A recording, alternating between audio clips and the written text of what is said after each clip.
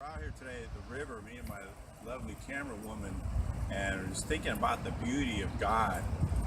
We're surrounded by all this beauty. I mean, we're always surrounded by beauty. All you gotta do is look up at the sky. Even on a smoggy day, there's beauty all around us. And I was reading the Bible today and looking at certain things, because we have all these ideas about God. I was thinking in relation to beauty, because what is beauty? Beauty's in the heart. We appreciate it with our eyes, but it's really the character of a person. And our God is beautiful. And I was thinking about that scripture, beautiful for situation is Mount Zion, things like that. And I started looking things up. I know damned is in the Bible 3 times, condemned is 21. But saved is in the Bible 100 times, salvation 160. And these beautiful words like joy, joyful, joyous, joying, different variations of joy, it's in the Bible 414 times. And it kind of showed me that we have an incorrect perspective on God. We see God as a very angry God, almost a bully, someone to be terrified of. But yet we look around all over here, and maybe see about behind me here these lovely geese and their little babies.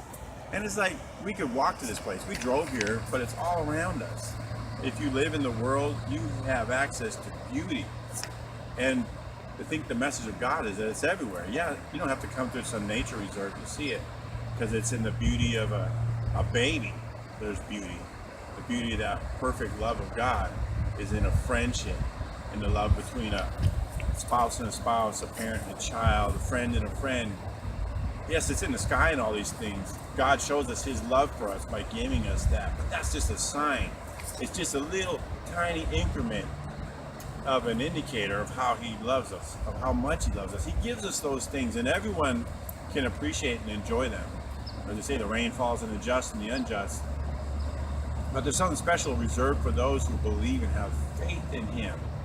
And that's the beauty of the joy that is in your heart when you really believe that your God loves you, so that it would cause a man like Paul to say in Romans 11, Paul said, "Oh, the depths of the riches, both of the wisdom and the knowledge of God, how unsearchable his judgments and his ways past finding out."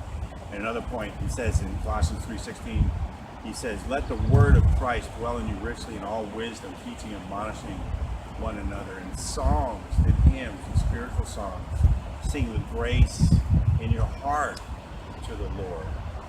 So these are words of beauty. There's a man who appreciated the Psalms and loved the beauty and joy and love and peace of God, and just expressed himself the way someone who really appreciates and knows who God is would, and he did. And it's just absolutely beautiful what that man did. But we all have the same thing. He just opened his heart up to God. Before that, he was a killer of Christians. He was a condemner. He was someone that wanted to damn people, both physically, and he wanted something bad to happen to them from God. And yet God turned his heart. So we know that this love, this beauty, is available to anyone if they just reach out, cry out to their God, and trust in him. Our God, Jesus, who is the express image of our God. That's who your God is. When you trust in him, rely on him. When you don't rely on what you see, like what Adam and Eve did. I know that was necessary. I'm not condemning them.